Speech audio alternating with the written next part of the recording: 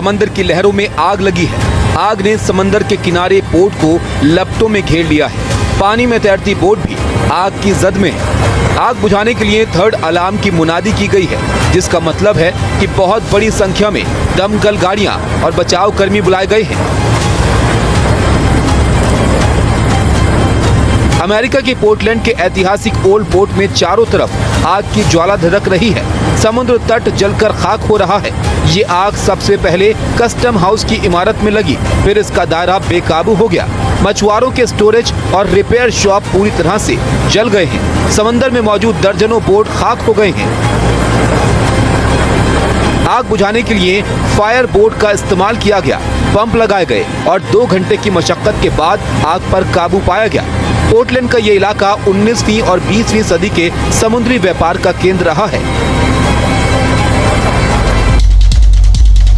Ukraine की राजधानी Kyiv पर एक बार फिर रूसी हमलों से वो थर्रा उठी। शांति वार्ता की सुगबुगाहट के बीच रूस ने भीषण हमला बोल दिया। यहाँ पर देखिए, आसमान से बरसती आग और जमीन पर बिछती लाशों के बीच सवाल यही है, क्या पुतिन शांति वार्ता से पहले ज़ेलेंस्की को घुटनों पर लाना चाहते हैं?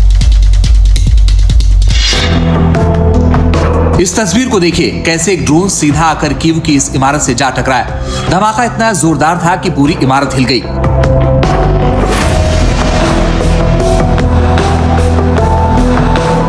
आग की लपटों ने पल भर में सब कुछ राख कर डाला और बड़ी संख्या में लोग घायल हुए। सुबह से लेकर दोपहर तक रूस के खतरनाक ड्रोन्स और मिसाइलों ने कीव में कई जगहों पर तबाही मचाई।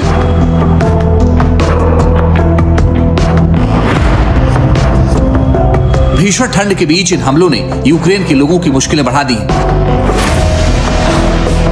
यह हमला ऐसे वक्त में हुआ है जब राष्ट्रपति ज़ेलेंस्की डोनाल्ड ट्रंप से मिलने अमेरिका जा रहे हैं, ताकि 4 साल से चल रही इस जंग का कोई अंत निकल सके।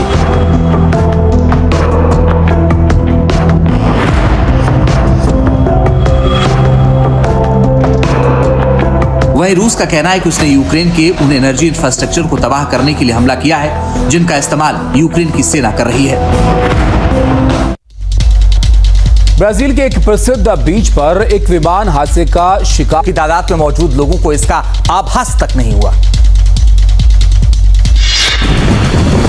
समंदर के किनारे लोग सर्दी में धूप का मजा ले रहे हैं और उनके ठीक सामने एक विमान हवा में बेकाबू होते हुए समंदर में समा रहा है।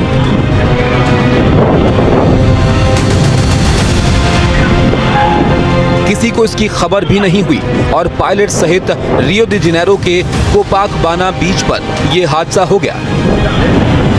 समंदर में गिरने के बाद पायलट की भी मौत हो गई।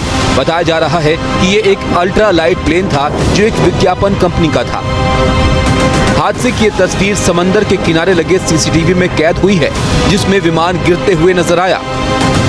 हादसे के बाद अधिकारियों ने पायलट के शव को पहचान के लिए भेज दिया है। गोताखोरों और हेलीकॉप्टर की मदद से जांच की जा रही है कि क्या विमान में कोई और भी सवार था। ब्राजील की वायुसेना ने भी दुर्घटना के कारणों की जांच शुरू कर दी है। फ्रांस की राजधानी पेरिस, जिसे प्यार का शहर भी कहा जाता है, लेकिन यहाँ के मशहूर एफिल टावर के पास जो हुआ उसने पूरी दुनिया को चौंका दिया। पहले ऐसा लगा जैसे एफिल टावर के पास शानदार जश्न मनाया जा रहा हो, लेकिन ये जश्न नहीं बल्कि कानून की धज्जियां उड़ाने वाली हिमाकत थी।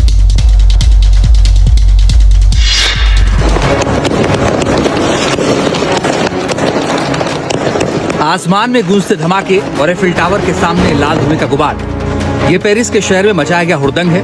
रात करीब 9 बजे पेरिस के ट्रोकाडेरो स्क्वायर पर अचानक जोरदार आतिशबाजी होने लगी और अफरा तफरी मच गई। उपद्रवियों के गुट ने कानून को ठेंगे पर रखकर जमकर पटाखे फोड़े और स्मोक फ्लेयर्स का भी इस्तेमाल किया।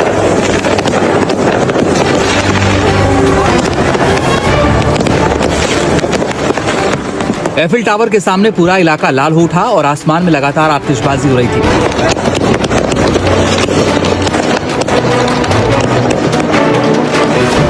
जैसे ही पुलिस को इसकी खबर मिली, उन्होंने फौरन इलाके की घेराबंदी की और 40 उपद्रवियों को घर दबोचा। पुलिस ने आरोपियों से पूछताछ शुरू कर दी है कि आखिर इन सब का मकसद क्या था। हैरान करने वाली बात यह कि दिसंबर के महीने में ये दूसरी ऐसी घटना है। इससे पहले 12 दिसंबर को भी इस जगह अवैध आतिशबाजी की गई थी, जिसके बाद सुरक्षा पर सवाल खड़े हुए थे। मॉरल पुलिसिंग के नाम पर बजरंग दल के कार्यकर्ता अपनी हदें पार कर रहे हैं। ताजा मामला उत्तर प्रदेश के बरेली का है। यहाँ कैफे में छात्रा का बर्थडे मना रहे साथियों को बुरी तरह पीटा और कैफे में तोड़फोड़ की गई। देखिए पूरी रिपोर्ट।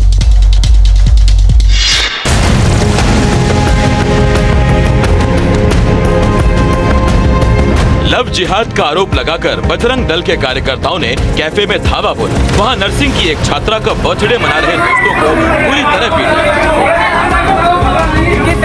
छात्रा के कई दोस्तों में 2 मुस्लिम छात्र भी शामिल थे। छात्रों को बुरी तरह पीटने के बाद हुड़दंगियों ने कैफे के कर्मचारियों को जमकर पीटा और कैफे में तोड़फोड़ की। कायदे से बजरंग दल के कार्यकर्ताओं की इस गुंडई के खिलाफ पुलिस को एक्शन लेना चाहिए था, लेकिन कोई एक्शन नहीं लिया गया। हालांकि कैफे मालिक की शिकायत के बाद पुलिस को ऋषभ ठाकुर और दीपक पाठक सहित अज्ञात लोगों के खिलाफ मामला दर्ज करना ही पड़ा। खास बात यह है कि मारपीट का ये वीडियो सोशल मीडिया पर भी वायरल किया गया।